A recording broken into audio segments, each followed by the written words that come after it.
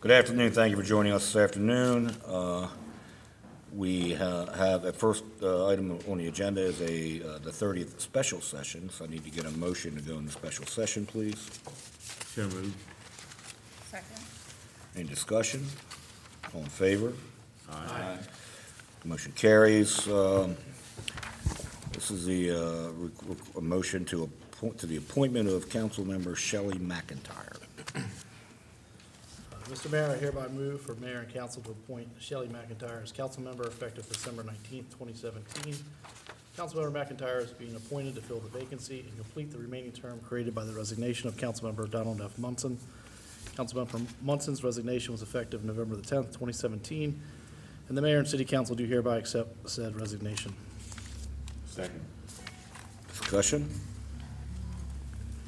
All in favor? Aye. Opposed? Motion carries 4-0. Congratulations, Shelley. Next up is the preliminary agenda review. I'll call the meeting to order. I'll give the invocation. We'll have the pledge of the flag. We'll have announcements. Meeting schedules for January are January 9th, 16th, and the 23rd. The work sessions at 4 p.m. and the 30th is a regular session at 7 p.m. We'll have the oath of office to Councilmember Shelley McIntyre. We'll have citizen comments. We'll have city administrator comments, mayor and council comments. We'll adopt the minutes of November 7th, 14th, 21st, and the 28th. Under the consent agenda, as always, stop me if you have any questions. Under Parks and Engineering, pool management contract for 2018, the community pool service, Rockville, Maryland, for $92,800. And program open space application. Yeah. That'll be tonight. Yeah. Under utilities, Arista contract for utility bill mailing, postage change order, Arista Information Systems, Duluth, Georgia, for $135,432.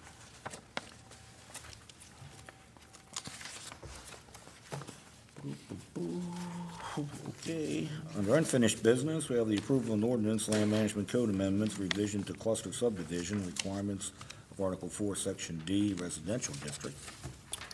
And under new business, we'll have the approval of resolution, Hagerstown revolving loan fund guidelines, and the approval of residential lease for 36 to 40 North Potomac Street, Unit 2.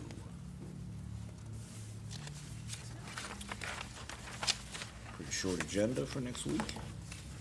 Good. Any questions? Fantastic. All right, next up is Land Management Code Text Amendment, revision to cluster subdivision requirements. Steve Bachmiller, the zoning administrator. Steve promised to keep it short and sweet.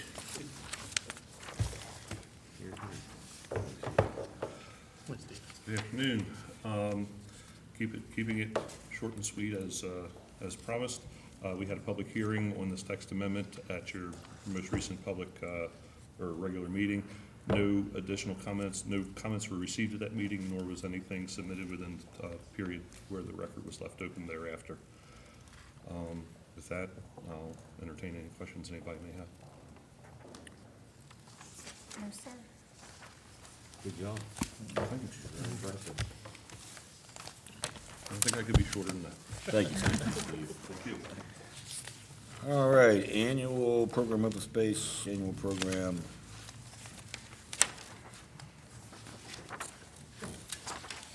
Afternoon.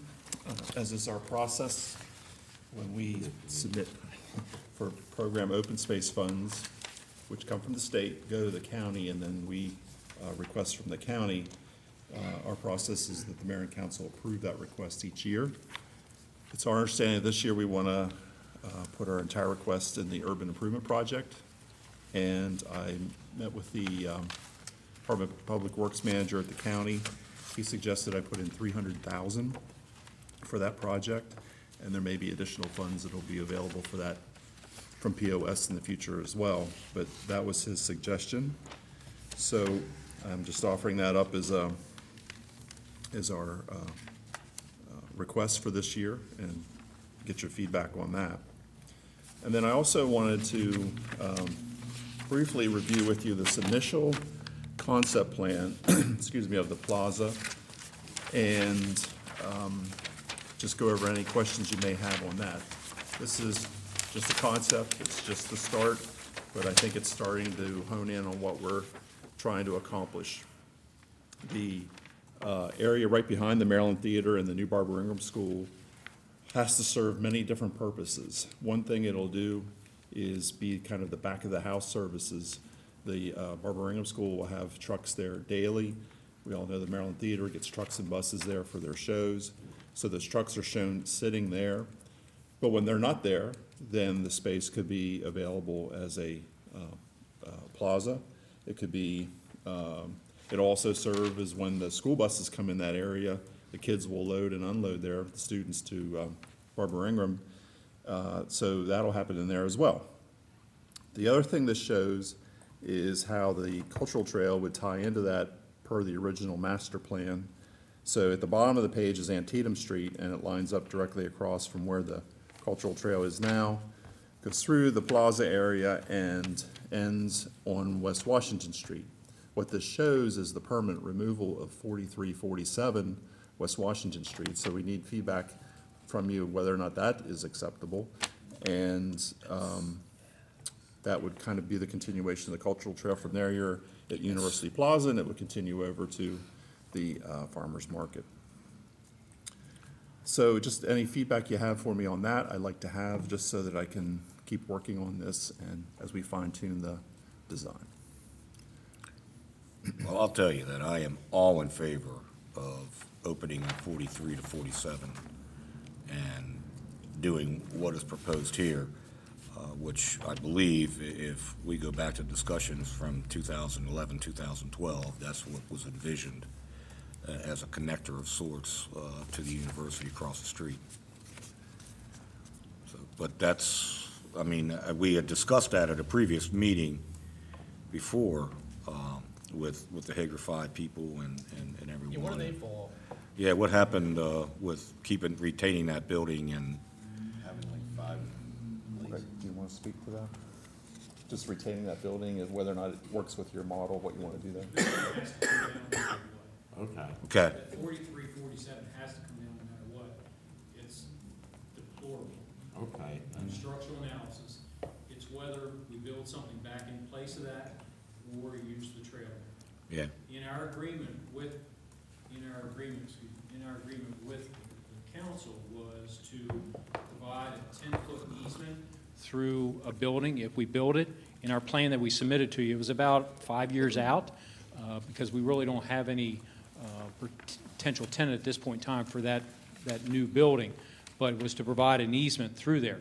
So in our UIP discussions, the architect that we had hired to do the plaza design came up with this design to continue it through there. Does this work for you? Well, that's why, I mean, I think we need to sit down and talk to staff because it's a lot more property than what we had envisioned. So, we're going to have a lot of cost in here. I've gotten some bids on demoing the building and everything. So the first phase is to demo it because of the other construction with the Barbara Ingram School and the University of Maryland project. So nothing will happen until those projects are finished first. But we wanted to throw this idea out to the mayor and council to see whether they were receptive to at least this idea.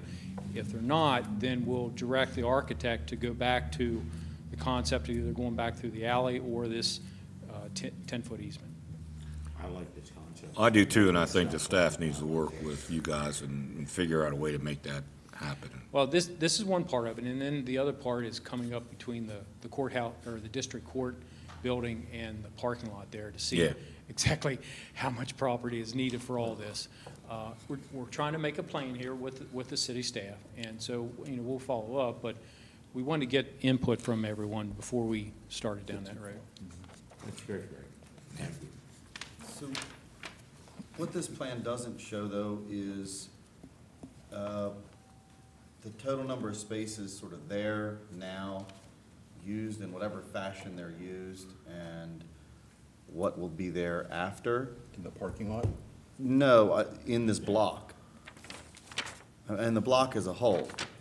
And I don't think it includes the,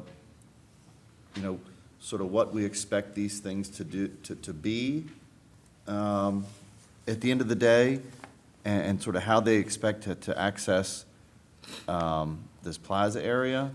And I say that because I'm looking down here at the left, and it says new parking garage.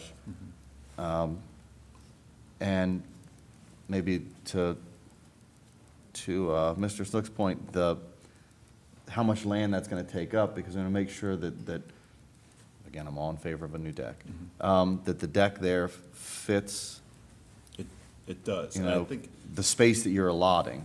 yes, that's what we were trying to show, is that a parking deck does fit there, an efficient parking deck, which has a drive aisle and is double loaded on both sides, just like it's shown here.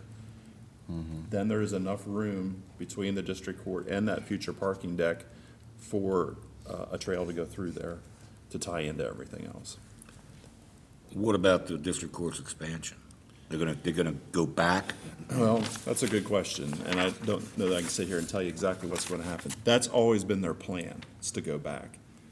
They're still a couple years away from that, so they're not really completely part of these conversations we're having about this project that's very imminent. But what we're assuming is that they're going to go back, and that's the footprint that you see on this drawing, is assuming it goes back to that driveway. And we're taking parking away that's currently there for a new mixed-use building? That's our parking lot, that's just an idea. Okay. But the parking that they have now at the rear, we assume would go either into the new deck or other public parking. So the district court footprint, as you just described, that already accounts for their possible expansion. That block you Yes, already sir. blocked off. Right, their existing building is like from Okay. here, so the expansion's back here. Yeah, that's basically That makes their sense. parking lot in the back. Yes, yes, that's correct. I mean, I guess I keep reiterating that I'd like to see, you know, the context of those numbers, Okay. because I just keep feeling like we're talking about all this stuff that is, you know, getting closer and closer to you know, existing. And, you know, we're sort of looking at the parking sort of way out here and, you know, in the peripheral, you know, thinking we might need it at some point, and I'm just not might need it at some point, you know. Well, this type plan, of you're person. absolutely. I mean, you have- we don't even have this building here on the corner, sort of accentuated within the plan, or really, you know, what Fitzgerald's done with the other one, as it applies to what's gonna be needed. And what you would figure with this deck, that you're gonna be supplying parking not only for the district court employees, but Yes. all of the district court visitors. Yeah, these ones in shaded. 99% of the circuit court visitors. The public defender's office already has spots reserved. And they're gonna lose all theirs. Well, they With would, this. yeah, I mean, they say you have quite a use right now in place. So I think you just have to make sure that, we have enough spots for it. It looks like it should be a money-making lot once it's built, because it looks like it should be well-used. And it's in desperate need. What are you I mean, predicting capacity could be on? Well, I think I go back to the Rich parking study that was done 2 years ago. I think they were in the 300 and 400 range. I can get you exact numbers, what each No, level would that's, provide. I guess, yeah. Something I like just that. wanted an estimate, yeah. Yeah. yeah, So it'd be yeah, great as a daytime use, it'd be probably fairly well filled, and then that's in the right. evening use for Maryland Theater or whatever that happens around that area. Does that answer your question or not? As far as what you need to see? Where do the buses access? Are they coming up off Antietam? Is that how they're getting back here? Yeah. That's a 2-lane road. It's wide enough to get in there. And would you just continue then along that alleyway to exit at by the hotel? Yeah, across from By the Wagner. Herald Mail. Okay. There is some discussion about taking the docks in the new Barbara Ingham School and just angling them slightly so that the trucks sit in here more of an angle. So that if we did that, the plaza could actually wind up having more green space. And Bowman Development's looking at that right now, and we're working out those details, but this is probably the worst-case How scenario. big of the plaza do we conceptually think it's gonna be once it's done as far as hosting events? I mean, is that something like August-Toberfest and Blues Fest can go to? I don't or think so. Not gonna be that big? Okay, It's roughly the same size as University Plaza. okay. So, Well, it's still a decent size. yeah, yeah, you certainly have a nice event. Mm-hmm. Wind downs can be there if they want to be, those kind of things. What's the necessity for having the buses go to this particular location? Well, I Is it think, because that's what is it because that's what's available? I think it takes them off the street. I guess my question is, you got this little area in gray down here behind, or just to the south of the Maryland Theater. Right. And I mean, you're taking up half of this plaza with buses, and my question is, are we doing that because that's what's available to us to do? Or are we doing it because of some specific proximity need to the school? And if it's because we're doing it because that's what we have available to do, I'd much rather, well, just my personal opinion, I'd much rather see the buses in this area here in gray Right. to truly open up this to a real plaza. I mean, I just see these buses, they're gonna be sort of be sitting there in between the buildings you're redoing and the plaza you want them to Well, be they're connected to. only gonna be there Yeah. to drop kids off and pick them up, Yeah, I right? just want to be clear, what's shown Okay. on here are actually trucks. Those would be like your Right. food delivery to Barbara Ingram, because they're going to have their cafeteria and everything in there. It'll be garbage trucks, it'll be. So you're talking about servicing. garbage trucks, delivery trucks, freight-type vehicles. Yep. Yeah, what- I mean, they're gonna be sitting right next to, again, Well, they're not gonna I stay think they're though. gonna be They're there gonna, to they're gonna service go in, and they'll leave. unload and well, I get don't know, out. I don't know how often. They you said know what I every mean, we're day, talking but usually about. like early in the morning or something like Okay. that. I think, I would assume that it would be very similar to what we have on South Potomac Street right now with the restaurant deliveries, which are always in the morning, and they're a pain in the rear end for traffic, but they're in the morning and they're gone. I would assume that's what would be happening here. I would just hope the partners would work into something here that says, I don't know, to the extent possible that you know, that can't be sort of a vehicular idling area at certain times of the day or Gotcha. evening, or it's, I think it's definitely going to I think you could encourage probably allocate delivery times or something like that can that work makes that out. sense. the atmosphere of the space. Right. I think the Board of Ed will drive that to Yeah, their great. extent.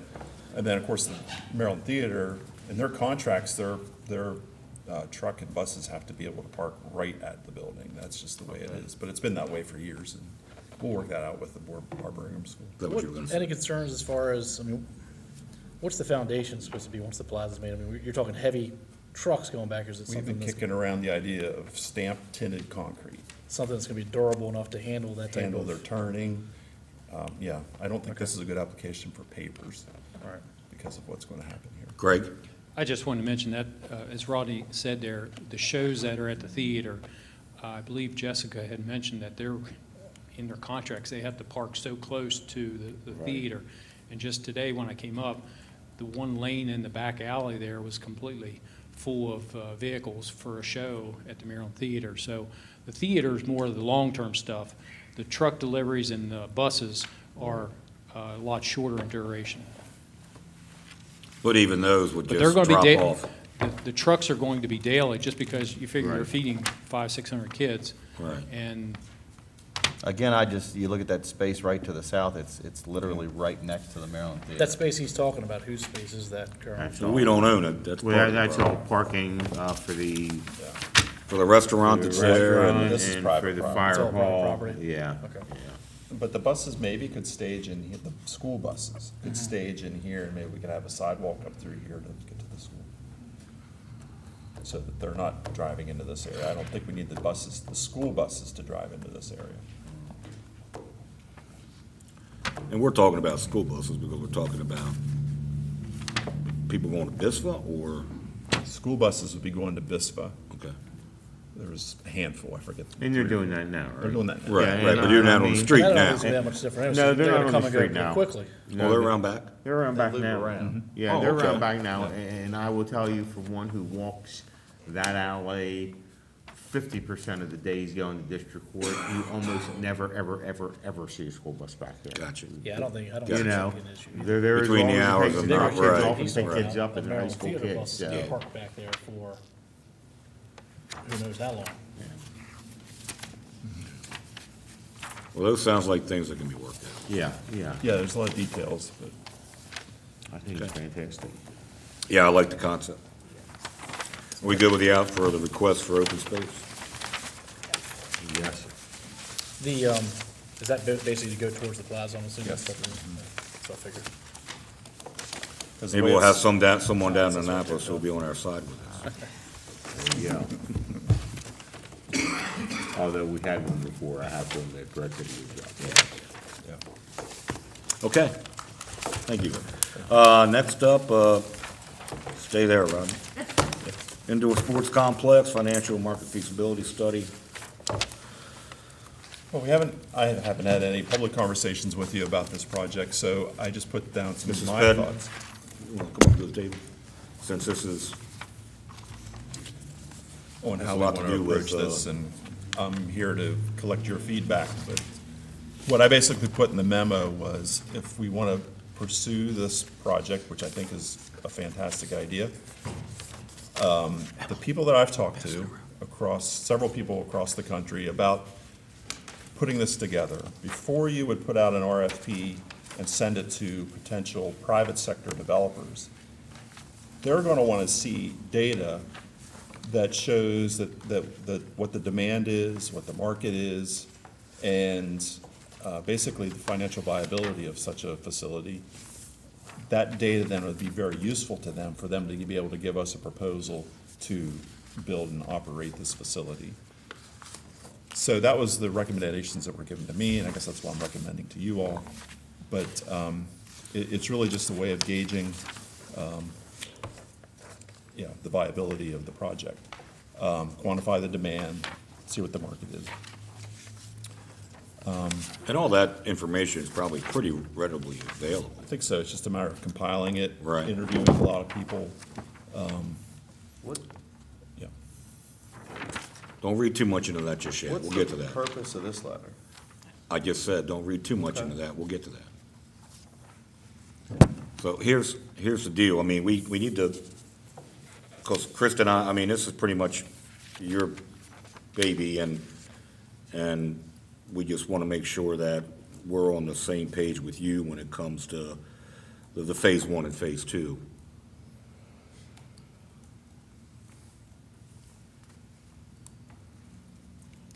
I would say if we go straight to putting out a RFP for private developers, we There's going to be more questions than there are There could be a answers. lot of questions that I don't know that I'm going to be able to answer, and is the interest going to be there if we don't have this data compiled somehow? I have no problems with what you recommend. And you could probably find out a cost. People I talked to said about 25,000. Okay. All right. Well, and that will just segue into the letter that you have, that you asked about. Speaking with our CVB and trying to figure out how we make everything mesh, is to request, as this letter states, the Maryland Stadium Authority to do a conceptual design and engineering study, and an economic feasibility study for a replacement facility for a multi-use sports and event center that would free up some prime space for something else. Just out of curiosity, Mayor, why wouldn't we try to kill two birds with one stone and include essentially phase one of this along with this? That's a great suggestion, Lou. It truly is. I just didn't see it in here. No, you don't yet, yeah. That's where you want to? That's what I think Well, they It- save some money and. we would save some money, and we could combine both and be able to come back with answers to a lot of questions that are out there. And I believe it would be the easiest way to do it, the cheapest way to do it, and I believe that there'll be help from outside City Hall to fund it. And I think if we can't get that done, then I'm in total agreement with Kristen on doing this and figuring out a way when we get to the budget of paying for the study, but it'd be nice if somebody else would do the study. And I will tell you that the only time I ever really felt, other than we tried to do some downtown redevelopment, that I heard what sounded like a viable minor league baseball proposal when Bruce Quinn made that proposal along with the New Jersey firm of that combination facility. That sounded like something that might be able to work, and I'd love to be able to see a multi-use.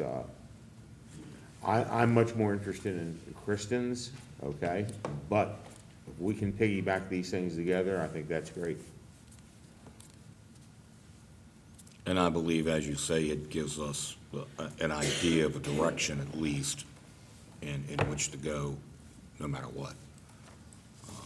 And listen, the good news is, as much as we all complain about studies, the reality is the money that we got for this last study is what led to the cultural trail. Well, and you can't, unfortunately, you can't go after funding in certain areas unless you have this backup information to be able to present at the time. And they want it done by reputable companies who do this as an everyday thing. Yeah, I like Lou's suggestion, piggybacking them together to see how we can make it work. And I'm just wondering if this request may carry more weight if we got the county commissioners to sign on to it. It's not asking them for money. Right. It's asking for support of a project that may not even end up in the city if we do the right study and the county participates with us and making the request for funding. It may carry a lot more weight. Yeah. I've never heard any opposition from them on what I'll call Kristen's project. They seem to like it too. Well, and they had that, I mean, when the delegation met and people came forward and, you know, this was one of those projects that were brought up, not in particularly, I don't think soccer-related, highlight, whatever. No, but, I understand. You know, but I think it's in the scope of what people envision anyway. And it's finally getting it moving. I mean, I don't have any interest in tying this to a music, whatever you want to term it to be.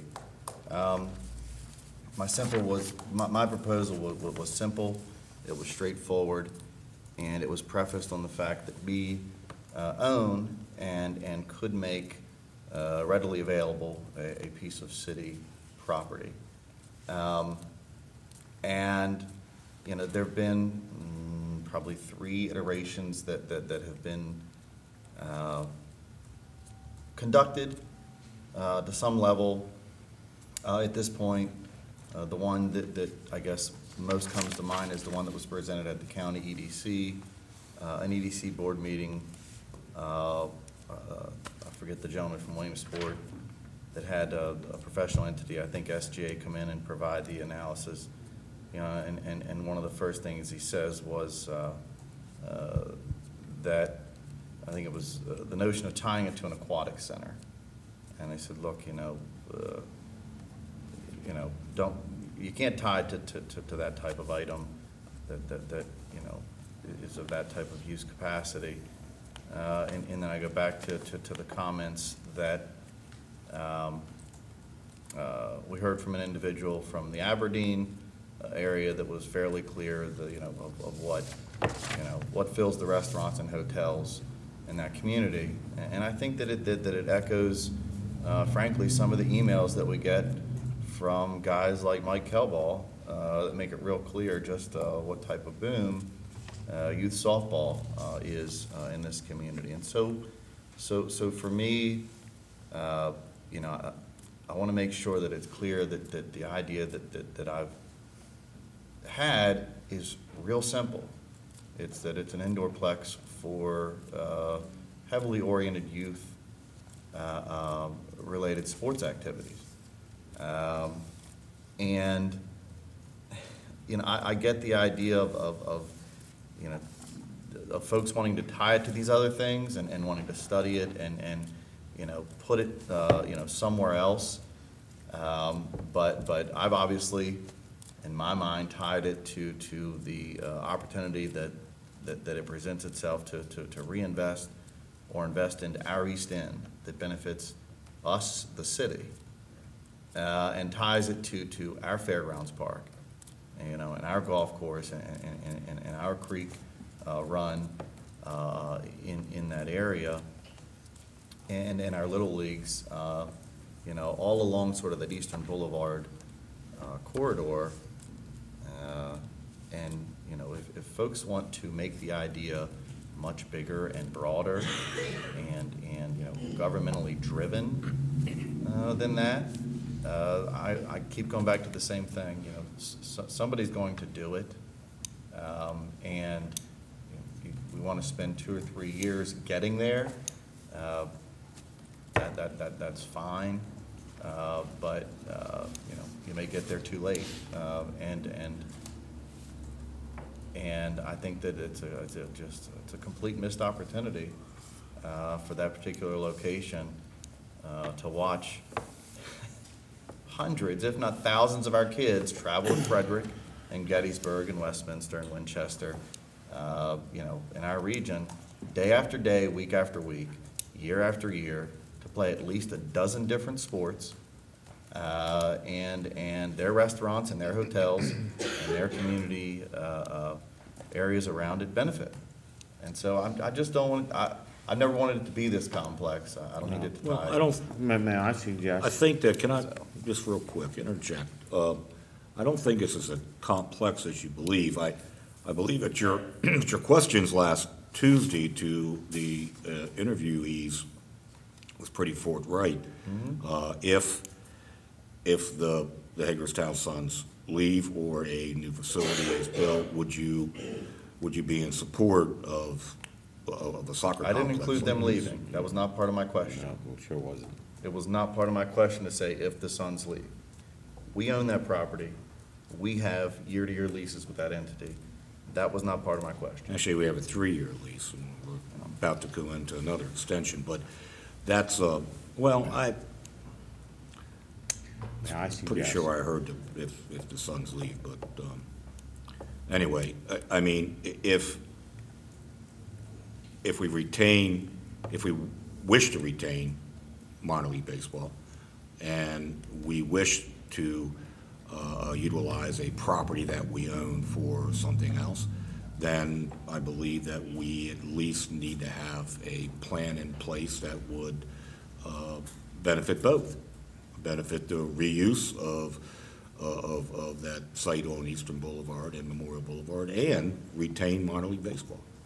And my goal is to provide an indoor complex to benefit the youth of this community. Isn't it great it gets to do two things? Well, you want to hand it off to the Stadium Authority for studies and tie it to another venue, that's fine, that's somebody I don't else's think we idea. have to tie it to another venue. I don't think that has to be And that letter's tied to it. fairly I think clear. that has to be a combination. Dan, go ahead. You explained it better anyway. Two things. So the sale of the Hagerstown Suns is impending. Right now, in Florida, it's the baseball winter meetings and the potential ownership groups down there hammering out the last of the details, and the team will probably be sold by February. If I was a tenant in a building, I wouldn't want to read in the paper one day that my building was given away to a developer for something else. We have like one chance to make a really good first impression on this new ownership group. If we combine these two for this study, then we're absolutely accommodating their needs as they're entering our community to take over this very valuable asset. My second point, Brett Wilson and I started late last spring and all through the summer, meeting with the Stadium Authority to get a ton of advice from them, knowing that the Suns were for sale and that eventually that we'd have a new ownership group. And the Stadium Authority absolutely wants to be involved at the first step, not 3 or 4 steps into it. And the Stadium Authority would be our strongest advocate for stateside funding for a project like this. So as administrations change and personalities changed in Annapolis and with our local representation, the Stadium Authority be the one constant to get that conduit, to Hagerstown for funding. If we want funding from the state, a share of it to build this indoor sports complex, then we should involve the Stadium Authority right now. If we don't want state money, then we probably don't need to do that. But combining the two does two things. It lets the new ownership group know that we're not giving up on the Suns, and that wouldn't be a very good first impression for them. And it does open us up for a big share of capital development money from the state. May I suggest that we revise the letter in an appropriate manner, and on a parallel track, we have staff put out an RFP for Phase 1, which you're telling us if we were going to do a standalone, we would need to do that. I think we do. I think Kristen has been pushing for something that is more than appropriate and needed for a long time. The one place that you and I may disagree, Kristen, is I'm not wedded to the stadium location. I'm also not wedded to the necessity of the stadium and this project being tied together. So my concept of suggesting what the mayor had already come to mind that he was going to suggest to us apparently is a hope to, one, get the state involved, and at the same time try to see if we could get it funded through the state, but work on a parallel track if it comes out that that's not what the Stadium Authority is into, or that they think they have to tie those two projects in one location, then we at least will be able to get RFPs back in time to find out what the real expense would be on Phase 1 of doing this in time for the budget year. Because you're right, otherwise if we just keep saying, let's see what happens, let's see what happens, it could be 3 years. Yeah, I'm not into that. But if we do them in a parallel line, right now, we're not spending money by putting out, you put out a request for proposals for Phase 1, is that right? Right. And we get that back, and then we can look and see what that says. You'd have to approve that then. Yeah, we see what the RFP says, and we would not limit the RFP to one site, but we would limit to a site within the city. But we can figure that out when we get that RFP I back. hear you. The benefit of that site is that we own it, right? And we own a golf It's course. flat, it's ready. The golf course is not flat. It's in use. I haven't heard anybody say we're ready to get rid of the golf course at Well, all. I'm just saying, we own the golf course too. And that may be what we hear, but I think it's reasonable to make that request. Especially, listen, the biggest issue that I have had personally with the Hagerstown Suns in the stadium is their perpetual decision to leave. Now, if they're gonna stay here, if we're gonna get a commitment from the Suns, I can't imagine in my mind that I would be throwing the Suns out of Hagerstown. When the request was made that we're gonna leave if you don't spend $35 million on a stadium, that's one thing. But to say, okay, we wanna work with you on staying here and doing something, yeah, I think it's the wrong signal to send that we're really not interested after what we said for more than, for years, is we need new ownership. So that would be my recommendation. Well, I think it covers different options for us, and I think that's what we have to do. Bob? Yeah. For the indoor sports complex, that's not a market that we work in right now. Right now, we work the softball and women's lacrosse market. So. Who's we? The Convention and Visitors Bureau. So a couple of weeks ago, we had a meeting in our office with the lacrosse tournament organizer, and he wants to have his own facility. He wants 20 fields. He's got some partners and he's got some backing, and he's looking for a place. And he thinks he needs up to 100 acres. So, And I think that's great for lacrosse.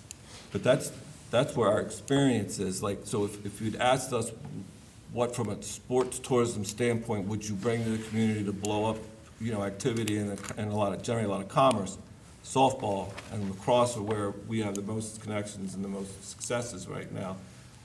Well, because we don't have an indoor soccer Right, facility. so we don't work in that market, which Right. is. Well, it's not soccer. I mean, all of our junior football league, all of them, right now go down to Frederick to play. Right. All of them. Indoor softball, right? Lacrosse goes down there. All of our soccer goes down there. It isn't one sport. Right. And so it isn't that we, I hear what you're saying, that some entity somewhere associated with lacrosse, wants 100 acres. My objective from the outset isn't to try to find a venue like that. My objective from the outset has been to find what I could figure to be what is the highest and best use I could convert that space to at the most economic way possible that incorporates it into what I see as sort of that athletic quarter of our city and reinvest in an area of the city that clearly needs that type of reinvestment catalyst to occur to reinvigorate that piece of the city.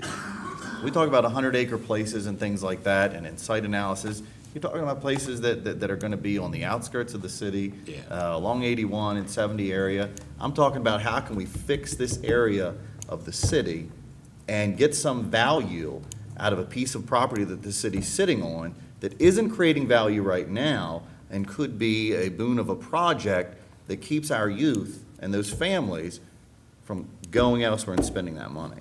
I mean, that's. Can I ask a question? Anybody know what happened to the auction, the paper plan? Did it go through? We're still waiting on some information to get an update that makes sense anyway. Gotcha. I've been hearing bits and pieces, but I would like to hear it all Right. and figure it We out. have not had response to our attorney. So I guess what we need to do is and again, and Kristen, I know I keep saying soccer, and that's not what I mean, because I know what your vision is, and I know what you're talking about, but soccer just seems the easy thing to say when you're saying it. But, and again, I think that if we just keep waiting and pushing it off, that, someone's gonna do something locally that will negate us doing it. And I believe we need to move faster rather than slower when it comes to that effort.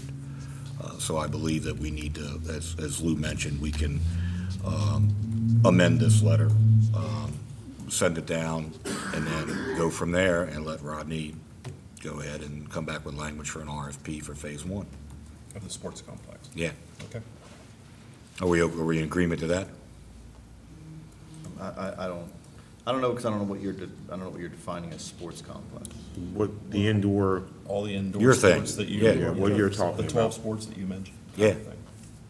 And I believe that's, Quantify that. yeah. Not baseball, not in that particular RFP. Right, not in that RFP, right. Are we gonna send two of them down at once? no, we're We're gonna gonna send send one letter. the letter, independently of the letter, without any other communications, we're gonna just put an RFP out for Phase 1 of a standalone indoor sports complex. Depending on what we get back from the stadium authority, so for instance, if they say, geez, we're into stadiums, we're not into indoor youth sport complexes, so we can do one and not the other, we would not have waited 3 months. Or if they say, put limitations on what they can look at as it relates to the indoor sports complex, then we would already have in motion that looking at it as a standalone. So they're not mutually exclusive at all. They're just trying to get them both going on a parallel way. Does that make sense? We don't want anybody to think that we're not asking for an RFP to determine how we make the stadium into an indoor sports complex. Right. We're looking for period about what we need for phase one for an indoor sports complex somewhere in the city, and defining where. But I don't think, no matter what anybody says here, I don't think there's any way that you're going to hear that this body would terminate, not renew the lease with the Suns if they intended to stay here. I don't think there's anybody who wants to send that message even remotely. I know Paul doesn't, you don't want to, do you? So, we got direction? Yes. Okay, thanks. Thank you, Norman. You can get with me on this. Did you get a copy? Okay. The letter, yeah. Okay, all right. All right. Update on Garden Plaza Hotel inspections.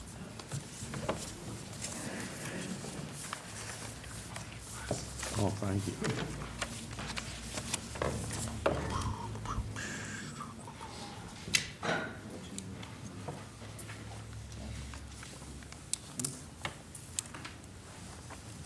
Gentlemen.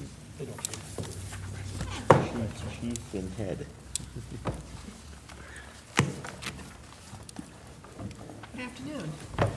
Good afternoon.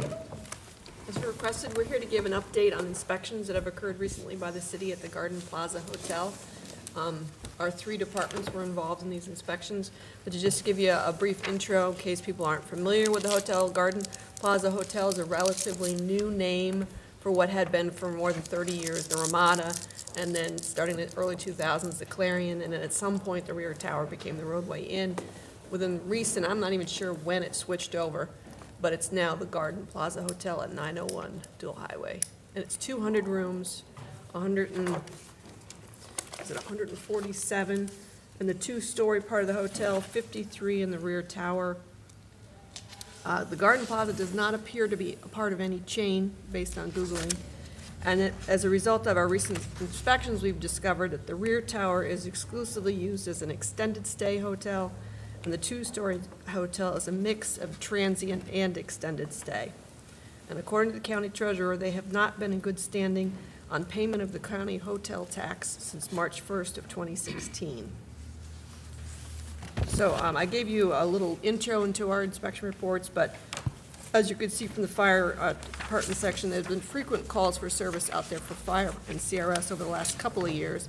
In August, the Planning and Code Administration Department received a complaint from a convention attendee about concerning conditions at the hotel, and then she even reached out to HPD about drug paraphernalia in the building and someone overdosing in the parking lot. And then, of course, on September 11th, HPD was out there because of homicide. And then finally, on September 21st, the fire department, in conjunction with HPD, Washington County Narcotics Task Force, and the Planning and Code Administration Department, did a safety inspection of the hotel. And so the rest of the presentation we have is the results of those inspections by our 3 departments.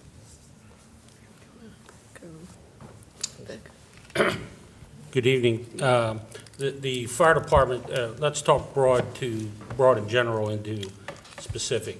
Generally, the fire department has the legal right to enter all commercial occupancies based on a citizen complaint and based on the tenets of NFPA 1, the Fire Prevention Code, and/or NFPA 101, the Life Safety Code.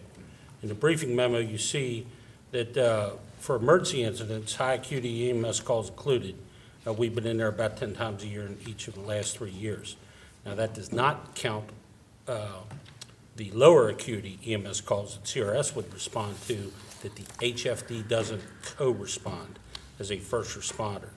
We've had at least 2 fires in the occupancy, and if you read the document, you'll see that, as Kathy explained, that address 901 Dual Highway has really merged from 1 to several occupancies over the years, and we have a plan to kind of help resurrect that.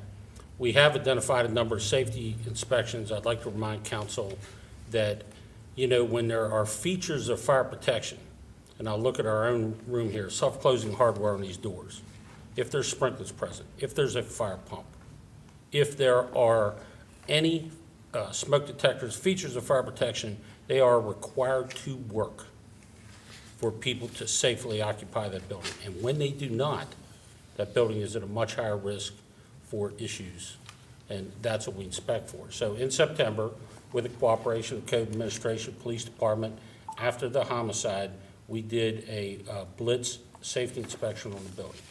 Now, the other thing I'd like to share with Mayor and Council is that, as always, we seek voluntary compliance first. Here are the list of violations. You have some period of time to correct those, please. We will help you with that. And then that progresses to civil citations, some of the other things that we're probably at on some issues. In all fairness, they have worked with fire marshal staff to correct some of the easier things, some of the tougher stuff, not so much. So we're probably headed down that path. We know this is important to the city, and we will continue to maintain focus, not only on that occupancy, but all other similar occupancies. And I know there's a question about the long-term nature. I would say this, that in general, if you look at the chains of hotels, their business models clearly pointed in that direction, right? Wood Suites, Spring Hill Suites, all those things where, whether you are a corporate partner or an individual that, you seek long-term leases of essentially motel rooms, a little different when that becomes a residence, for the lack of a better description. And I think it's largely undefined. So any questions? I also have Doug DeHaven, our city fire marshal, with us here for specifics. Good evening. HPD assisted the fire department when they were going through the code inspections. I can tell you from a calls for service perspective, our calls for service volume has increased from 2016 through 17, approximately 40%. Disorderly conduct, some CDS violations. Clearly, we had the homicide on September 11th, a tragic situation there. We've had a variety of different situations that we've had there. So our call for service volume has increased substantially from 17 through 16 through 17. We'll continue to monitor, and we are actively engaged in that area. And there's some certain things that I want to speak about publicly right now, but we are actively engaged in that specific area. I'll answer any other questions I can that wouldn't violate what we're doing now. I have questions. So, this is a big place. It is not the only place in the city that is functioning this way. And so, given the complex nature in which it operates, and clearly the evolution that it's taking, a whole host of questions come in my mind, like, at what point does it transform from being a hotel to an apartment building? Or a rooming house. Or a rooming house. You talk about, a space here being converted from offices to living quarters. So how does that affect, parking availability? How long, is there anything in state law that says, I don't know, that you can't occupy a hotel for more than X period of time because it's not set up with those types of apartment-oriented living spaces, i.e., a fully functioning kitchen? I've been caseworker in this community at one point in my life, and I remember going into the single-story apartments, hotel rooms used to be at the Venice Inn, and folks in there were using hot plates, as a kitchen facility that basically straddled the sink and the bathroom, and that's, that was the kitchen. And I guess, you read through even these lists, and I'm trying to figure out, how you pick those units to inspect, or are you inspecting all of them? We inspected the entire facility. And these were the only ones that found to be in violation that are occupied? Or what if they're not occupied and they're in violation? So there are areas that we ask to come back to, grant access to. I can't think specifically that day, certainly Doug led that. And it would- investigation, but there are areas that, I don't think we would deny any areas. So if an elevator's not working, is there a period of time it's allowed to not work before you say you can't occupy that floor? Because here you have a copy of a valid certification on the elevator. The certification had expired, so they needed to get it renewed, and they have done that. Okay. I guess I'm trying to figure out how far and how fast this particular owner, and these mix of owners that are owning these places and doing these things, how far and how fast they're climbing, they're climbing those hills. And to what degree, or at what point do you reach where you say, one, you're operating it in a manner that it wasn't designed to be operated in, and two, the hill that's there, you're not making enough of an effort to climb. Couple issues. First, for our code, it's motel. It doesn't matter if you're there 5 days or For 5 30 years. days. Its current business plan is motel, hotel, as it falls under our code. I know there's other issues and all, but as our code, we're inspecting as a motel, hotel. And that's how you're inspecting it, Right. even though folks are living there in a manner that is not of a motel or hotel We have setting. inspected 100% of the rooms. When we got into the rooms, just under 50% of them had violations to them. Given a short period of time, they were ordered to fix the violations. If it was a smoke alarm issue, they were ordered to vacate that unit immediately, which they have. Currently, over 30 units of the just shy of 200, but about 30 units right now that are not occupiable. The common area problems have predominantly been fixed, or what is left are minor issues, as we see them. There are some long-term, bigger issues that have been fixed, but they are they are compliance with the existing level of motel, but since they have not been routinely maintaining certain safety systems, we're requiring updates be installed. And how long do you give for that?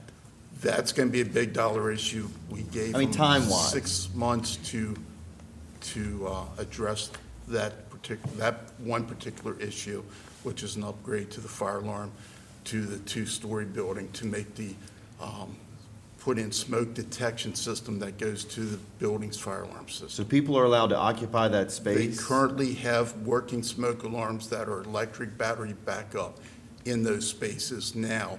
We have routinely inspected and found parts of it not being worked. Since they're not maintaining the system, we're requiring them to bring that up to today's Within 6 code. months? In 6 months, which expires mid to end of February. And is that In the standard meantime, protocol for us, to give somebody 6 months in and let them occupy the space? In the meantime, what is currently allowed is being maintained, and we've been in there every couple of weeks to make sure that's being maintained. Okay. So again, we have an existing, the life safety code has an existing level and a new level. We're never meet new shy of tearing it down and building something brand new. We're never meet new. So we want the existing level, they have to maintain the existing level code, Which is being done now? which is being done, where we're working to get them to keep complying with. Since the one is a significant safety issue, the corridor smoke detection that we've repeatedly found over the last several years to be only partial functional, we're mandating it to be upgraded to the required, on the required alarm system, not standalone. So are smoke those alarms. units being occupied while that system is in failure? The individual rooms without working smoke alarms are not occupied. They've been condemned and posted condemned. The ones that have individual smoke alarms within the rooms, Every room has an even though the individual smoke corridor alarm in. alarm isn't functioning properly, they're allowed to The be existing, the corridor smoke detection system are standalone smoke alarms, which was permitted for that day. They were 100% working December 8th, my last trip through there. Now, how do you differentiate these in terms of compliance. Let's say I'm a landlord, and I have a 4-unit apartment building, and now, because of the various city regulations, you have your nuisance call, you have your rental registration, you have your standards of so many people per so much space to meet, all of those types of things. Are these places subject to all of those types of regulatory requirements? I mean, from the property maintenance code, Yes. yes. Paul, do you want to come up, answer those kind of questions? Paul Falk, Neighborhood Services Manager. We don't get into these buildings, though, unless there's a complaint or if we had an administrative search warrant to the hotel. Because they're not subject to rental registration. Right. Correct. But somebody could be living there for 3 years. We have no definition for extended stay hotel and no way to differentiate because of that, not having that definition between this and a rooming house. Rooming houses are not permitted, but they're calling themselves a hotel. So there's no lease, they're not subject to the lease ordinance. So is that something that the city can establish, or does that definition have to come from the state? No, we could. And as far as the lease, I'm not aware of those understood by the law, and Jason may be able to give more on something along those lines, that after 30 days, they might have tenant rights, but I'm not Yeah, at aware. what point can we say, hey, you're functioning this way, you're clearly not functioning that way? We're gonna say that any place functioning this way, falls within that category, period. Let's say it's 90 days, let's say it's 6 months, I don't know, pick a number. And then we apply the function to the number and not what the entity's classified as. Right. I think what you're talking about, Councilman Alshire, is looking at the rental registration ordinance, which is chapter 197, and whether these units, you can call it a hotel room if you want, but I think that it's arguable, at least now, that you could say, you're functioning as a residence. That's what the statute requires. Now, perhaps it could be tightened up a little bit to capture these kinds of situations. And that's, The problem, though, is that zoning doesn't allow them to be called a residence. We don't Can I- allow residences in that zone. Can I rent an apartment without a kitchen? No. I mean, But I unless can it's go a over rooming, there it's- and stay there forever without a kitchen. Yeah, but that's where we Right? have the definition problems and stuff, that where things lie, because a rooming house must have a kitchen to serve as a rooming house, whereas that we have these types of businesses that are operating at the point where they don't have a kitchen for But I that thought the use. rooming house, though, fit more in, there's a common kitchen Right. for those units, much like the ones here that CAC did, right? Where they had the common areas, common The use areas. Dagmar would have a common area. Yeah, but then when they moved some of the individuals to the. Those were east apartments. wall. Yeah. But they don't all have individual kitchens. It's, they're 3-bedroom units that share a kitchen. That's right. Now, the flip side is, I'm assuming our extended stay motels, Spring Hill Suites, Marriott Suites, do have kitchens, is that correct? And I think in these discussions, we would want to talk to those folks and find out Right. what's their longest usual stay that they would have from businesses, and to differentiate between extended stay motels that have those facilities versus those that do not. I think they're completely different Plus, animals. if your definition of extended stay hotel says each unit has to have a fully functioning kitchen that's distinct from the bathroom. Then they would meet that, They- these other places wouldn't. Right. And that's what we'd want to do. Yeah, that's what I guess I'm trying to drive at. How do we differentiate these things so that And that's the way to they're not becoming the differentiate. places that you're going in and seeing? I mean, we can all pretend that, it isn't what it is, but I can imagine some of the functionality of the spaces that you're having to go into. And they're functioning that way out of convenience in some cases. There's a school bus stop there, isn't there? I mean, there's clearly people living there. There's homeless. There's kids there. Living there, correct. I mean, yes. Yeah, that's a problem, and then we have to find out how you verify these things. That's a whole different issue, isn't it? Other issue is that there's clearly a need for this, that they're more like boarding houses than they are apartment buildings. But clearly there's a need if there's this rather large segment of the population that's leasing, renting, whatever we want to call it, they're living in these hotel rooms, that this is the option that they need. Then it comes the question of, do we want to permit boarding houses under certain conditions? Well, I don't want to see our hotels become this, No. period. Well, look at what it's doing to Hager Hall. I mean, Hager Hall's losing all the conferences and millions of dollars because they can't, the wedding parties can't stay there anymore. Yeah, I don't think they should be blended on a single property, but what if some of these old hotels have decided it's not feasible for us to be a hotel Then we anymore, need to but we define can. what that conversion process is. It Right. needs to be instituted in a manner that allows those units to function just as appropriately as we're requiring other comparable units to function. And I think just as importantly, and I don't know how you do this, but sure would like to know who's living there. And I don't mean names, but I mean, are these people being placed there through Community Action Council? Are these truly transient people? Are these people who are literally living there, just living there, and it's a way to overcome the rental registration law? That they can get somebody someplace really cheap for 6 months and don't have to deal with that? A lot of times, these tenants that are residing at these places are in this situation because they have no other way to live, like in a rental unit itself that has a full functioning kitchen, bathroom, bedroom type of situation. They've gotten in the rears for either utility bills where they're unable to get utilities in their names to actually rent a residence. They have. And my problem when I hear that is that, you know, I recall long ago, before rental registration and when I was opposed to it, John Lestitian, whether you like John or not, he took me around for a day and we went and toured some of these rental places before our registration. And I found out two things. I found out, much to my horror, how horrible some of the conditions were in these apartments. But what horrified me more is these people were paying more money to rent those places than were being paid at places like Townhouse Manor and other apartments because of what you just said, that they could not get rental anywhere else for whatever reason. So this is what they had to do. So what we're doing essentially is allowing the most vulnerable of our citizens, especially if we're hearing the school bus stop there, to live in conditions that we won't allow other citizens to live in through our rental registration program.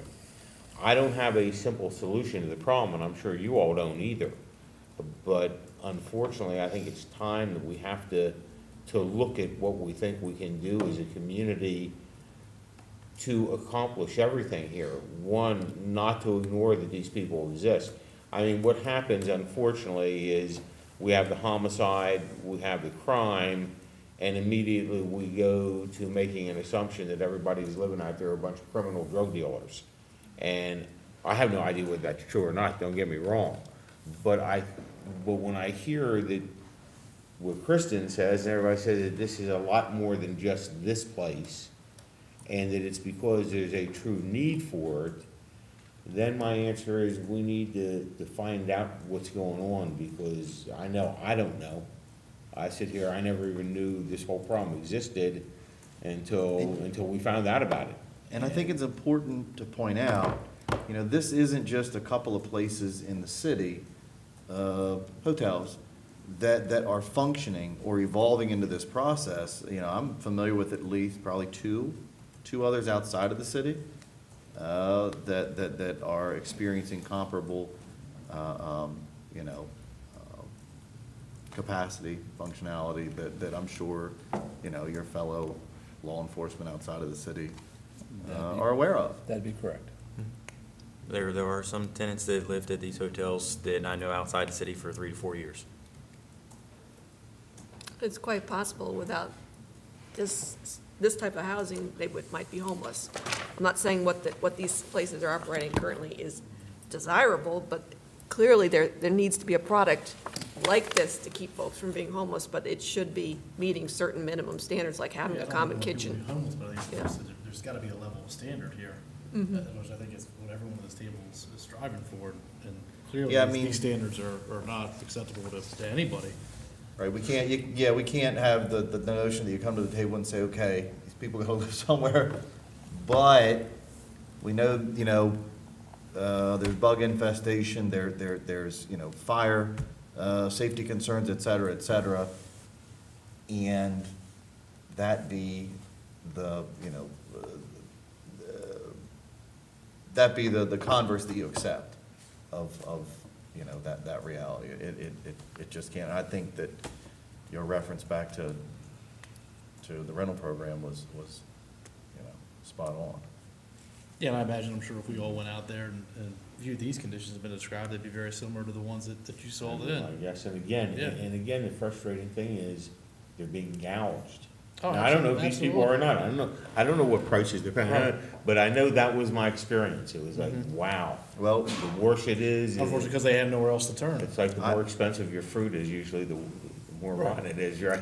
I have folks that work in the industry locally, obviously, and, two things that I think for me were alarming. One, was they were aware of an individual that, lived in this capacity for 13 years, last 13 years. So that's the longest they're aware of. And two, they were aware of one individual that moved from this specific place that we're talking about over to the one behind the Venice and ended up saving $500 a month. So I don't know what those charges are, but if you're saving that type of funding, moving from this location over, those issues have to be there. They're You're going to paying be more than addressed. $500 a month. I think it speaks to your point of, yeah. Yeah, if the utilities are included, then you don't have to worry about trying to open up an account, and if you don't have to have a security deposit, I mean, there's certain things that must be making it desirable. Which, like it or not, leads to nefarious activity of individuals that want to come into this community, find such places, and occupy them for the time that they deem necessary to commit those exact type of activities that we're trying to defend against. I mean, that's a component of that process.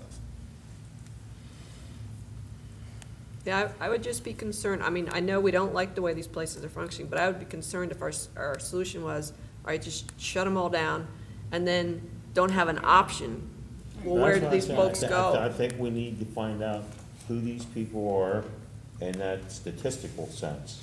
How'd they get there in the first place? Yeah, like you who said? they They be are, referred how by they get agencies in there. town? Yeah, I mean, what, because we just don't know that. I mean, I have no idea. I know who one person is, but that's the only person who committed a murder, so it doesn't help me. And I think, because you're right, Kathy, I mean, putting everybody out on the street doesn't do any good, and it becomes very disconcerting when you hear there's children living there and there's a school bus stop there. We have a rental registration law for a reason, and a lot of it is to protect people. And if that's the case, then it gets back to the whole housing summit of what are we supposed to do collectively as a community to take care of these issues with these folks.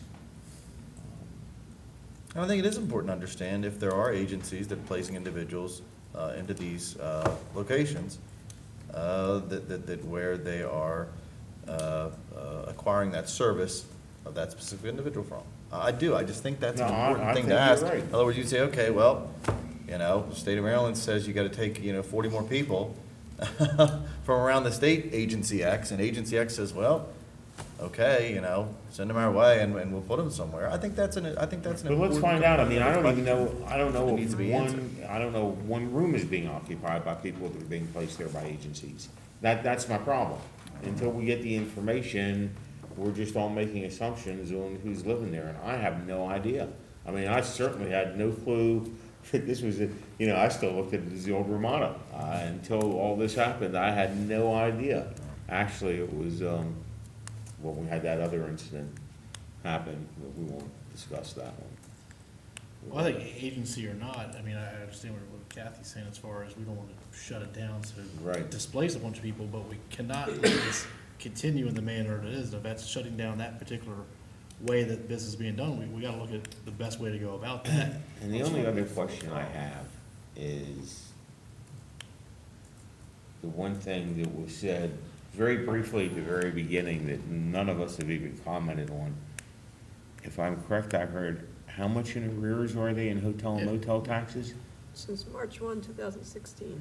So how long is an entity allowed to stay in business that isn't paying taxes? Until somebody comes along and files a lien or does something like And that. they've been liens, that just no one purchased the hotel at tax sale. Now, We could do that, What but would that's happen, there we a go. different So thing. what would happen if we went down that avenue exploratory? I mean, what? Then we own it. Well, That's it. Don't want that. I wonder why it couldn't be closed down by the county, because it's violating a county ordinance that in order to have a hotel, you have to pay the hotel tax. You're refusing to pay the tax, therefore you cannot operate as a hotel. I don't know why that isn't a possibility. not the way you think, right? I mean, we gotta, I like that, because we gotta figure out something to curtail this, because it's, Well, then you're back to displacing people. well, displacing people, but at the Now, I'm same not gonna sit here and time. let the owner get paid twice. Right, Well, for the That's what's extended happening. stay Sure. units, they don't pay At our hotel expense. anyway. collecting the tax. If you have a room, someone stays in a room for more than 30 days, you don't pay the tax anyway. So Right. that part, Oh, so that's fascinating. That's fascinating. Yeah, they're exempt. So. They get exempt under that, but then they don't have to enroll in Our our, registration. that's right. Which is what happened with the Dagmar, right? That makes me bored. But So it why don't no we- longer why don't we qualifies talk as a to- hotel then? I mean, how does that qualify as a hotel? Well, Just saying because that you the get way- into, and this is why I really think we need to contact Spring Hill and Marriott Suites. Is the reason for that, my best guess is the reason for that is you have these major corporations. If you've ever stayed at these places at breakfast and dinner time, you see all the contractors that are living there doing jobs. And so I think the idea is to be competitive. They say, okay, if you're gonna rent a block of rooms for more than 30 days, we're not gonna make you pay these taxes. But that's, again, that's a variable, that's a group that we want. But, so we Clearly, need, this entity's yeah, operating so in we a just completely need to different see way how that everybody's those entities operating. Uh, are operating. And that absolutely is the group that we want, but I don't exactly see booming Hagerstown development housing contractors for 6 and 8 weeks at a time, considering nothing's really being built right now. Talk to so- the airport, they house. Yeah, I don't know, you'd be I think Sierra surprised. Nevada told me at one time they were housing like 180 people. Yeah, you at a may time. be surprised how many people are for various businesses, whether it's For more than Volvo. 30 days? Mm-hmm. Oh, yeah, plus it could be Volvo. development outside of our state even, Yeah. if we're the hotel hub for the region. And But again, that that's the still thing, qualifies Dave. as a hotel. Well, again, these are places that would, but they had they would be what we call the extended stay motels. That's how they advertise, and that's a substantial amount of their business. And they're designed for it. Right. I think the bottom line is these two things. We don't want them functioning unsafely. We don't want them occupied in a continual unsafe manner. They should meet the same standards that every other, housing occupancy has to. And number two, we want appropriate rules constructed to apply to the loopholes that clearly currently exist. At least for me, that's my sort of two bottom lines. And if that ends up shutting one of them down because they can't meet either of those two metrics, then for me, so be it. We could come back with some options for you to see which path you'd like to pursue. I'd be interested to see why those people are there, but how do we find that information, short of walking in and trying to get someone to talk to us? I mean, I don't think it's really our, That may be one way you do it. which I have no problem with that, but I doubt if I walk up to the registration desk and ask for a Well- list of tenants, they're gonna provide it. Oh, no, I don't think so. Maybe you. No. And there'll be Police department won't do that. Can't privacy do issues that. for the Yeah. agencies. So how do we go back We in won't there? do that. That's what I'm very clear. You know, I know, I know. They might provide it to you. I No, think no. that's for staff That's to not a try to police figure out, department but issue. I would think one way to do it is Okay. actually knock on doors. And tell them we're trying to make sure that where you're living is adequate and we'd like to. I don't understand why we don't just reach out to the agencies, right? There's 2 dozen that operate around the city, and you say, hey, are you sending individuals here? Because here's the concerns we have, and they say no, we say, okay, great. Are you? Yep, okay, well, here's the problems we're having, and here's the ramifications of it. you know. We could Where you try get your that, though, but votes. they may tell us it's private information that can't be shared. Well, is it, I Do they would, work I would with us, wanna or- know why it's private Yeah. information if we're not I mean, asking, if we're not asking for people's names. And I don't think it's private information if in fact these agencies are paying the bill. If they're actually placing people and paying, then I think that's a public document, not necessarily the names, but what's being paid. I don't think they have a right to say, we refuse to tell you what organizations we're paying the house people in. I know that you cannot get information from the housing authority on exactly what properties have Section 8 because of property, for privacy. I doubt these are. No, they're not. That's what But I I'm mean, just like, I saying, doubt that's the why voucher's even eligible sometimes at you these hear that places. from agencies about privacy, and that's one example. I guess a question that came to my mind, speaking of taxes, being in arrears, I'm assuming all utilities are to date. I do not know. I don't think so, because it's a commercial building, so you don't have that apartment building issue of not shutting things down in the winter. Right. Yeah, I don't know, I'm just curious. If all three city utilities are I think we would have heard. current. They typically, because commercial can be shut off at any time, we don't need that grace time period during the winter months and all that type of stuff, so I would assume. Will be worth it to check, just to. Yeah, I'd wanna know. We can find out. We can explore the, Chief. notion of trying to find out where people, how they get there. Sitting here thinking about two examples that have occurred in my lifetime, where, and this is specific to fire, but the point of this, I believe we're gonna have to regulate ourselves out of this. So when I was a young person, there was a series of elementary school fires in two-story elementaries like we had at Antietam, Broadway, not here, but elsewhere in the country, that forced the regulation to go to a school like Winter Street where every classroom had an individual exit door. And most of the people in this room probably went to the school, an elementary school that did that.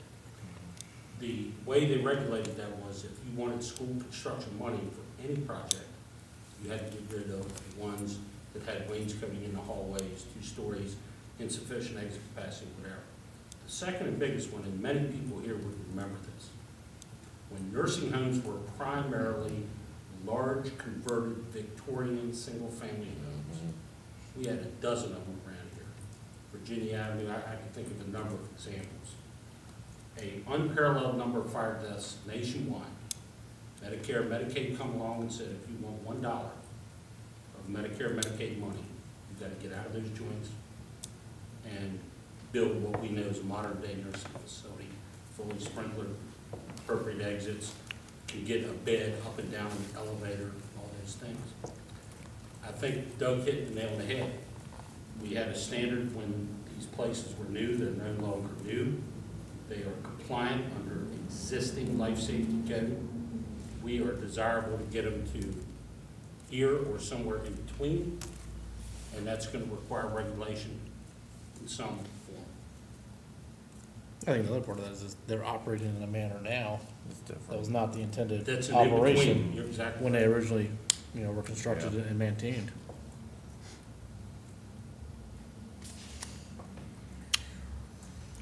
So what would you like staff to do at this point? I think staff's got figured out that we'd like him, to the degree possible, to try to give us some demographics of people who are staying there, to the degree that it's conceivable, where they're coming from, if agencies are placing them. How many places, to the degree we can find out, are similar to this? And then 3, what kind of regulations can we put in place for what we would consider to be non-extended stay hotel motels, meaning places that are not set up with full kitchens made for extended stays? Which I guess also means suites, right? No extended stay places, I don't think. And again, that's the other thing we would ask staff to do, is to talk to the extended stay places that are responsible, the Marriott, Spring Hill Suites, find out what their facilities are like. I'm assuming when you hear the name Spring Hill Suites, then it means they're all suites. Because again, if we're thinking about a family of 4 living in a one-room motel room, that becomes a whole different story too. So I think you look at what the facility has, and also what's the capacity for that facility on, other than a very, what you and I would consider a motel basis. I mean, there's no problem with a family of 5 going on vacation and staying in a motel for a week. That's horrible. But if it's a family of 5, it may be horrible, but you know, but if you're gonna do it for 6 months, that's a different story. All right. All right, we got that? Everybody concur? Thank you. Sounds like the path, thank you. City administrators' comments. Just want to congratulate Councilman Quarterman, soon-to-be Delegate Quarterman. Congratulations. That's all, Mayor. Emily? Kristen? Paul? Nothing this evening. Lou? Congratulations to Paul. Thank you.